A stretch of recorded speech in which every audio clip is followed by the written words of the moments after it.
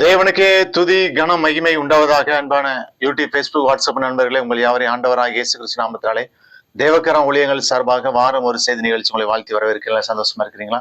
நீங்கள் எல்லாரும் சந்தோஷமா இருப்பீர்கள் என்று கர்த்தருக்குள் விசுவாசிக்கிறேன். இந்த நாளிலும் ரட்சிப்பு, சால்வேஷன் என்கிற தலைப்பிலே நாம் தியானம் செய்ய போகிறோம். அதற்கு ஆதாரமாக எடுத்துக்கொண்ட வசனம் சங்கீதம் 3:8.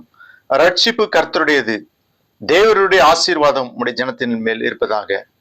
ரட்சிப்பு என்ற சொல் கிறிஸ்தவ இறையியலில் பாதுகாக்கப்படுதல், விடுவிக்கப்படுதல் என்ற பொருள் கொண்டது. எதிரிகளிடம் இருந்து, போராட்டங்களில் இருந்து, பாவத்தில் இருந்து, நரகத்துக்கு செல்வதிலிருந்து பாதுகாப்பதையும் விடுவிப்பதையும் குறிப்பிடுவதாக விவிலியத்தின் பல இடங்களில் இச்சொல் கையாளப்பட்டுள்ளது. ரட்சிப்பு என்றால் என்ன? ஆபத்து அல்லது துன்பத்திலிருந்து மீட்கப்படுகிறதே ரட்சிப்பு ஆகும். ரட்சித்தல் என்பது விடுவி அல்லது பாதுகாத்துக்கொள் என்பதாகும். இந்த வார்த்தை வெற்றி, ஆரோக்கியம் அல்லது பாதுகாப்பு ஆகியவற்றின் கருத்தை கொண்டுள்ளது. புறஜாதிகளை ரட்சிப்புக்கு நேராக வழிநடத்த நாம் அழைக்கப்பட்டிருக்கிறோம். பிலிப்பியர் 1:18-19 எதனால் என்ன? வஞ்சகத்தினாலாவது உண்மையினாலாவது எப்படியாவது கிறிஸ்து அறிவிக்கப்படுகிறார், அதனால் சந்தோஷப்படுகிறேன், இன்னமும் சந்தோஷப்படுவேன். அது உங்கள் வேண்டுதலினாலும் இயேசு கிறிஸ்துவின் ஆவியின் உதவியினாலும் எனக்கு ரட்சிப்பாக முடியும் என்று அறிவேன் என்று சொல்லி பார்க்கிறோம். யார் ரட்சிக்கப்படக்கூடும்? மத்தேயு 19:23 நாம் பார்க்கும்போது 30 வசனம் வரை பார்க்கின்ற பொழுது, அப்பொழுது இயேசு தம்முடைய சீசர்களை நோக்கி, ஐஸ்வர்யவான் பரலோக ராஜ்யத்தில் பிரவேசிப்பது அரிதென்று மெய்யா உங்களுக்கு சொல்கிறேன். மேலும் ஐஸ்வர்யவான் தேவனுடைய ராஜ்யத்தில் பிரவேசிப்பதை பார்க்கலாம் ஒட்டகமானது ஊசியின் காதிலே நுழைவது எளிதாக இருக்கும் என்று உங்களுக்கு சொல்கிறேன்.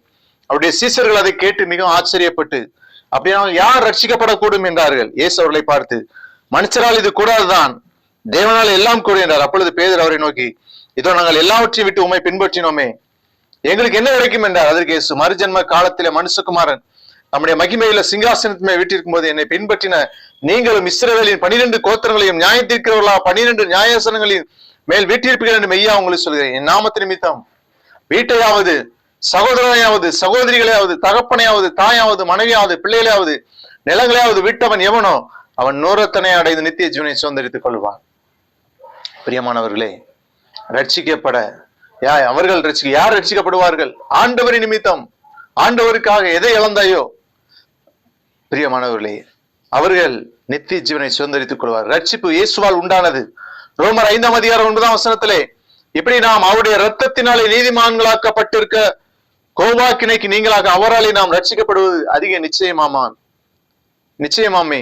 1 தெசலோனிக்கேயர் 5:9 தேவன் நம்மை கோபாக்கினைக்கென்று நியமிக்காமல் நம்முடைய கர்த்தராகிய இயேசு கிறிஸ்துவால் ரட்சிப்படைவதற்கென்று நியமித்தார் என்று சொல்லி நாம் பார்க்கின்றோம். ரட்சிப்பா இயேசுவால் உண்டானது. இயேசு நம்மை எப்படி ரட்சிப்பார்?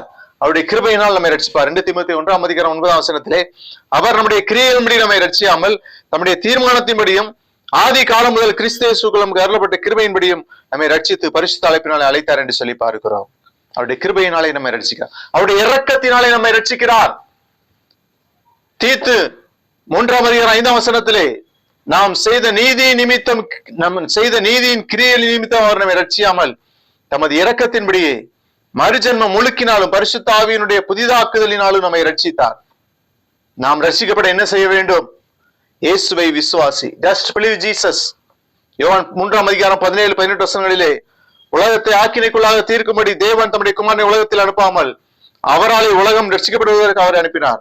அவரை விசுவாசிக்கிறவன் ஆக்கினைக்குள்ளாக தீர்க்கப்படான். விசுவாசியாதவனோ தேவனுடைய ஒரே பேரான குமாரனுடைய நாமத்தில் விசுவாசம் உள்ளவனாய் இராதபடியினால் அவன் ஆக்கினை தீர்க்கப்பட்டாயிற்று என்று சொல்லி பார்க்கிறோம். பிரியமானவர்களே, பார்த்தோம், அவர் தம்முடைய கிருபையினாலே ரட்சிக்கிறார், தம்முடைய இரக்கத்தினாலே ரட்சிக்கிறார். நாம் ரட்சிப்பட என்ன செய்ய வேண்டும்? விசுவாசிக்க வேண்டும். ஜெபிப்போமா? அன்பின் ஆண்டவரே, வசனத்தை கேட்ட பிள்ளைகளை ஆசீர்வதியும். இயேசு நாமத்தில் ஜெபிக்கிறோம் பிதாவே. தேங்க்யூ.